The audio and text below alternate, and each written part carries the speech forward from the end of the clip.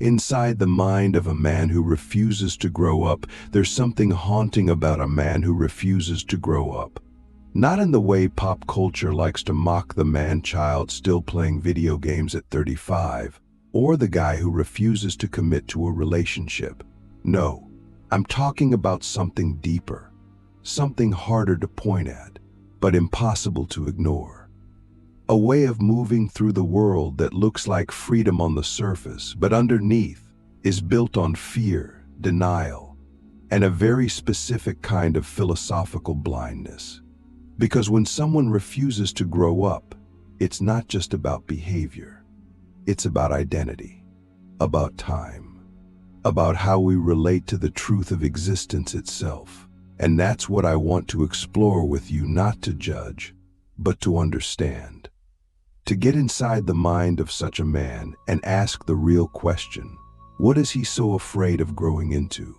Because let's be honest, we all know someone like this. Maybe it's a friend, maybe it's your father, or maybe, if you're willing to be brave, it's you. The man who still lives like the future doesn't matter, who avoids responsibility not because he's lazy, but because responsibility threatens to reveal something he's not ready to face. The man who drifts, who jokes his way through serious conversations, who keeps his world small, his connections shallow, his ambitions vague. He's not evil, not even unkind. In fact, he might be charming, generous, even brilliant in small bursts. But there's a hollowness to it all, a refusal to engage with life at its full depth. And if you dig a little, you'll find a wound often unspoken, often unacknowledged, but always there. A wound that says, if I grow up, I'll lose something I can't afford to lose. Click subscribe to this channel to get more topics you love. But what is that something? Is it innocence? Is it freedom? Is it the illusion of control? Because here's the truth. Growing up isn't about paying bills or getting married or having kids. That's just the architecture of adulthood. Growing up, in a philosophical sense, means confronting the unbearable fact that life is finite, that time is real, that the choices you make now shape not just your future, but your soul. It means facing the tragedy of existence without flinching. And most people don't want to do that.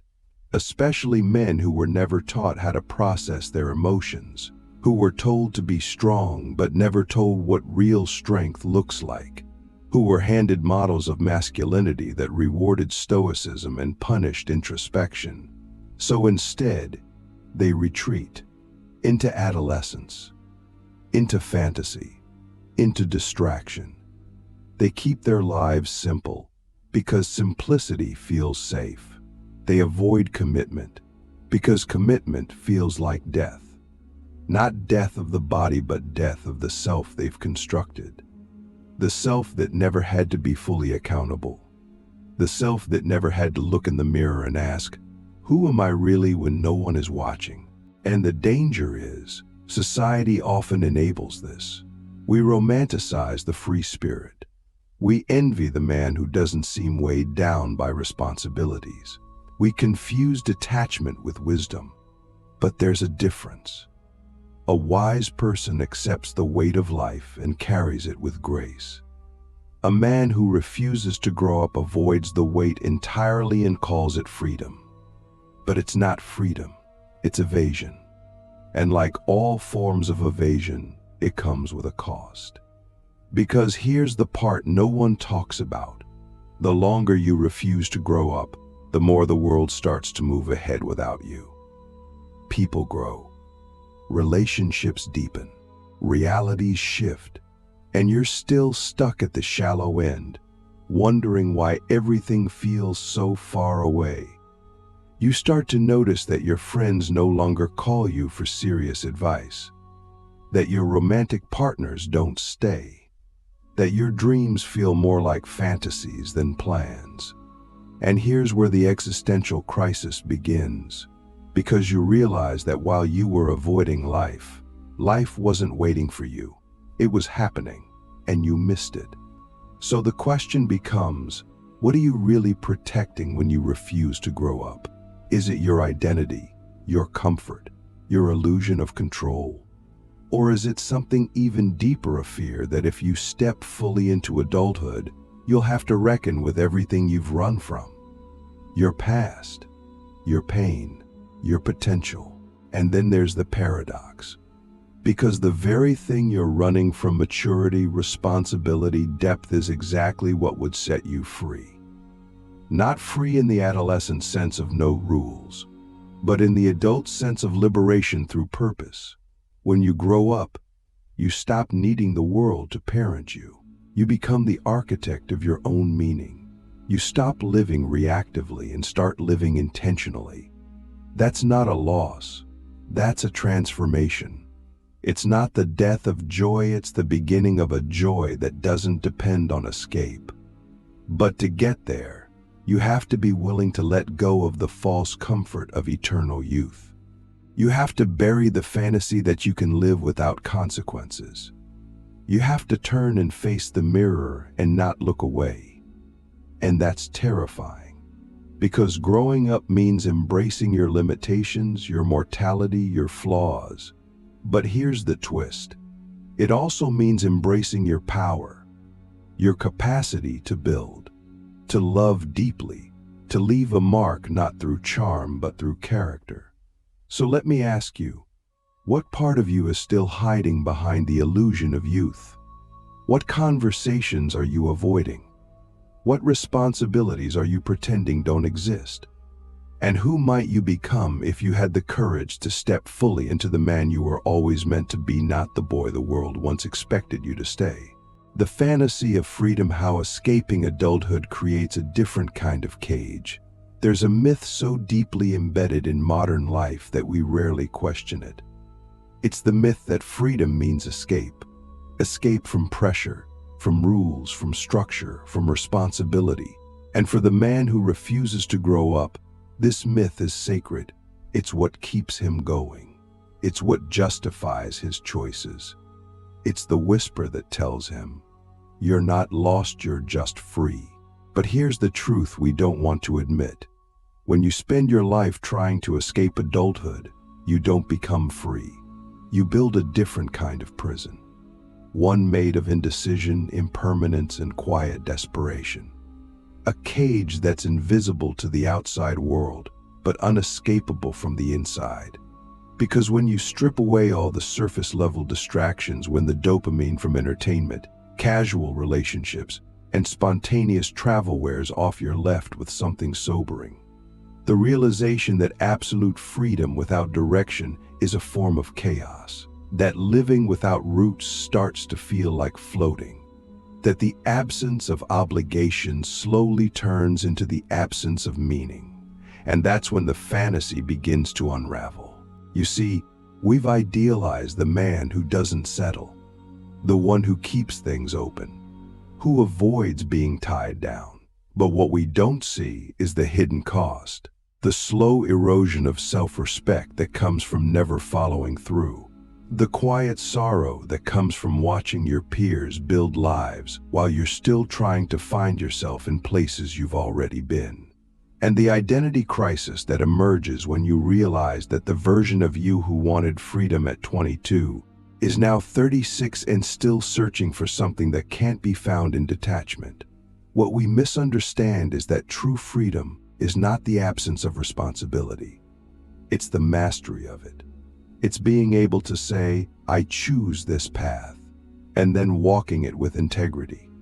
It's having the courage to commit not because you're forced to, but because you've grown into someone who understands the weight and beauty of commitment. That's the kind of freedom that lasts. The kind that gives you depth, direction, and dignity. But the man who refuses to grow up doesn't see it that way. To him, commitment is a trap. Structure is a threat. And the future is something to be avoided, not shaped. So he drifts from job to job, from relationship to relationship, from one temporary high to the next. He tells himself he's living on his own terms, But if he stopped for one moment, if he sat still long enough to hear his own thoughts, he might realize something devastating. He's not escaping the system. He's just floating outside of it, aimless and alone. And here's the philosophical twist. Freedom without purpose is just another form of slavery. Slavery to impulse, slavery to fear, slavery to the illusion that you can live without consequences. But no one escapes the human condition. Time moves, the body ages, opportunities fade, and one day you wake up and realize that all the things you thought were optional, stability, discipline, emotional maturity, were never chains. They were the foundation of actual freedom, the kind that allows you to build, to love, to leave a legacy. So ask yourself, what does your version of freedom cost you? Are you free because you've designed your life with intention, or because you're avoiding something deeper? Are you moving towards something meaningful, or just running from the discomfort of growth? Because if your freedom keeps you from intimacy, from progress, from self-respect, it's not freedom, it's fear in disguise. And here's the hard truth. A man who refuses to grow up will eventually be forced to, not by choice, but by reality. Life will demand it. Tragedy will require it. Loss will insist on it. And when that moment comes, the man who traded growth for comfort will find himself unprepared. Because while he was busy avoiding discomfort, he also avoided transformation. And now, the world he ran from is the only one left. So what would happen if you stopped running? If you took that energy and used it not to escape, but to build? What could you create if you stopped fearing the weight of life and started carrying it with intention? What if freedom wasn't the absence of responsibility, but the ability to choose it, fully and powerfully? The price of perpetual boyhood. Why immaturity always comes with a bill. There's a certain innocence in boyhood that we all remember fondly. The sense of invincibility. The belief that the world is yours to explore, with no consequences, no deadlines, no expectations.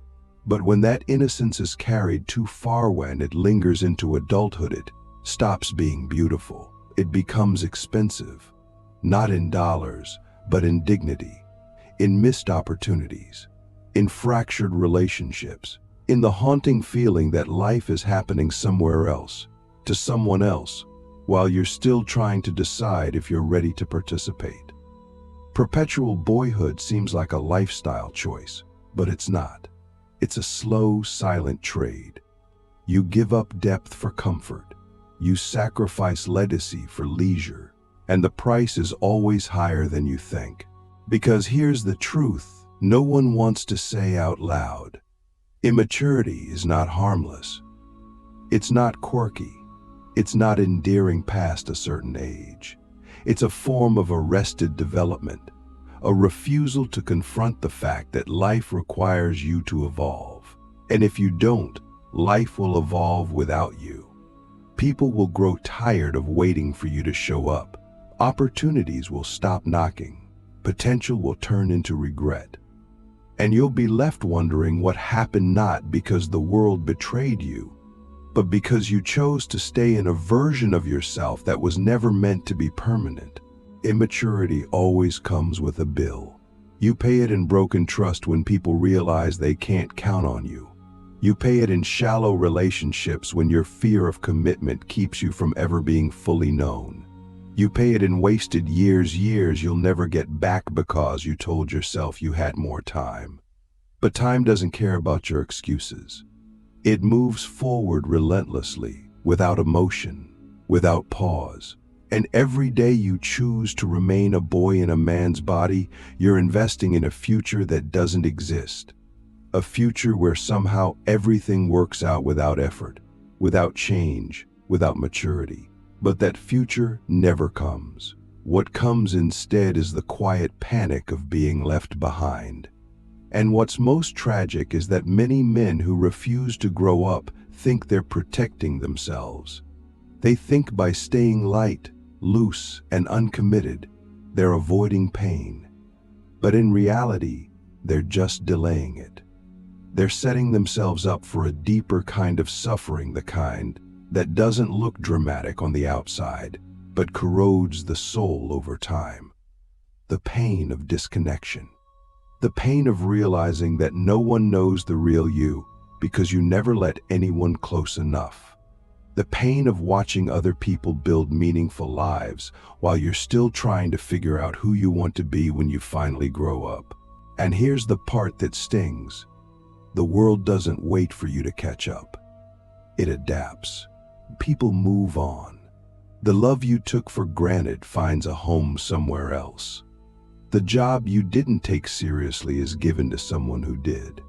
And the wisdom you were too proud to seek out becomes the wisdom you now desperately need.